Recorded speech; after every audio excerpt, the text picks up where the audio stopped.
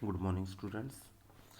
तो बेटा आज हम एक इम्पोर्टेंट टॉपिक जो कि हमने अभी तक थ्योरेटिकल पोर्शन के अंदर बेटा रिकवर नहीं किया, ये पोर्शन है बेटा हेलोल्केन्स एंड हेलोरेंस का। इससे रिलेटेड बेटा काफ़ी ज़्यादा प्रॉब्लम्स आ रही हैं और प्रॉब्लम्स को भी हम सॉल्व करेंगे। ओके, तो आज का जो हमारा टॉपिक है that is optical active compounds. Means बेटा ऑप्टिकल एक्टिव कंपाउंड्स कौन से होते हैं। तो ऑप्टिकल एक्टिव कंपाउंड्स को पढ़ने से पहले बेटा हम एक सिंपल सी डेफिनेशन है that is the plane polarize light. Means बेटा एक प्लेन पोलराइज लाइट क्या होती है। ओके, इसको देखेंगे, उसके बाद हम ऑप्टिकल एक्टिव की कंपाउंड्स की डेफिनेशन के ऊपर दोबारा फिर आएंगे। तो आपने देखना है बेटा यहाँ पे एक सोर्स है, ओके, जो कि रैंडमली लाइट्स को इमिट कर रहा है। रैंडमली का मतलब बेटा ये है कि यहाँ पे एक सोर्स है और ये सोर्स लाइट को जो इमिट कर रहा है इसकी एक पर्टिकुलर डायरेक्शन नहीं है।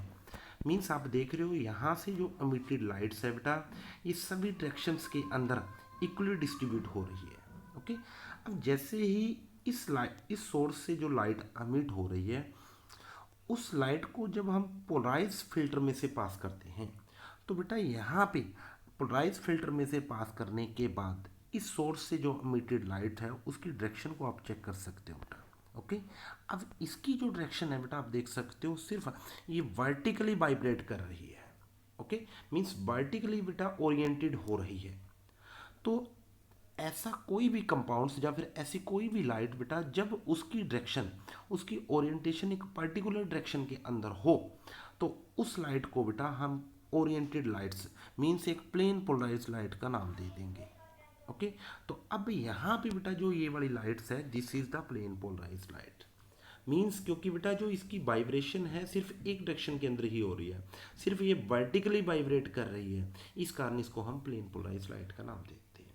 ओके, तो आपने देखा बेटा प्लेन पोलराइज लाइट का मतलब है जब किसी सोर्स से इमिटेड लाइट की डायरेक्शन या उसकी ओरिएंटेशन एक ही डायरेक्शन के अंदर हो, चाहे वो वर्टिकल हो चाहे वो हॉरिजॉन्टल हो, तो उसको हम प्लेन पोलराइज लाइट का नाम दे देंगे।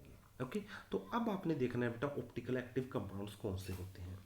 तो ऑप्टिकल एक्टिव कंपाउंड्स के अंदर बेटा जब भी किसी कंपाउंड्स के ऊपर जब हम किसी कंपाउंड्स के ऊपर बेटा प्लेन पोलराइज लाइट को फॉल करते हैं, प्लेन पोलराइज लाइट को फॉल करने के बाद बेटा अगर उसकी ओरिएंटेशन चेंज हो जाती है तो आपने देखा बेटा इस प्लेन पोलराइज लाइट के ऊपर जैसे ही मैंने कंपाउंड्स के ऊपर ये प्लेन पोलराइज लाइट को फॉल किया, फॉल करने के बाद अगर उसकी डायरेक्शन चेंज हो गई मीन्स उसकी ओरिएंटेशन अगर चेंज हो गई तो आप उस सब्सटेंस को बेटा ऑप्टिकल एक्टिव का नाम दे दोगे। मीन्स ये कंपाउंड आपका ऑप्टिकल एक्टिव कंपाउंड होगा। ओके, अब क्वेश्चन ये है बेटा कि हमारे को मॉलिक्यूल को देखकर किस टाइप से पता चलेगा कि given compounds is optical active और इनएक्टिव। ओके, तो इस प्रॉब्लम को भी हम दूर करने वाले हैं बेटा। यहाँ पे एक इंपॉर्टेंट पॉइंट लिखा है बेटा मैंने, every chiral compounds are optical active.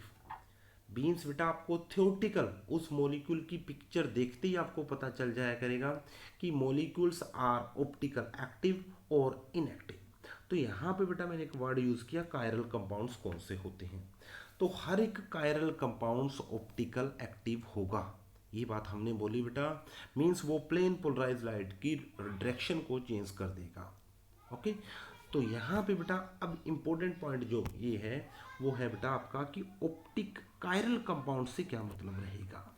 तो बेटा ध्यान रहे कायरल कंपाउंड के अंदर आपने बोलना है अगर आपके मॉलिक्यूल्स कोई भी कार्बन का ऐसा मॉलिक्यूल्स अगर उस कार्बन के मॉलिक्यूल के पास चारों ग्रुप जो उसके साथ अटैच हैं उसके साथ चारों बेटा ग्रुप जो अटैच हैं वो डिफरेंट हों तो उस कंपाउंड को हम बेटा कायरल कंपाउंड का नाम दे देंगे।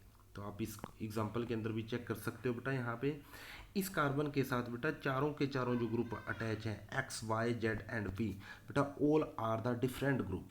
Okay, it means this compound will be optical active. तो हम एक एग्जांपल और भी ले सकते हैं बेटा। यहाँ पे एग्जांपल के अंदर आप देख रहे हो बेटा इस कार्बन के साथ आप देख सकते हो बेटा H O H both are the different group but C H three and C H three ठीक है दोनों बेटा सेम ग्रुप हैं।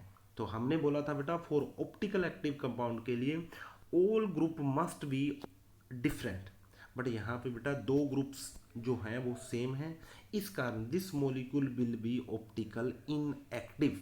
मीन्स एक्टिव नहीं होगा, प्लेन पोलराइज लाइट को रोटेट नहीं करेगा।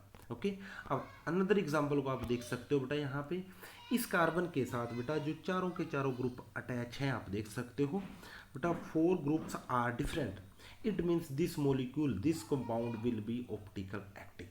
ओके, तो बेटा इस लेक्चर को आपने अच्छे से पढ़ना है। और थोड़ी सी बात और बता रहे हैं यहाँ पे ऑप्टिकल एक्टिव कंपाउंड्स के बारे में।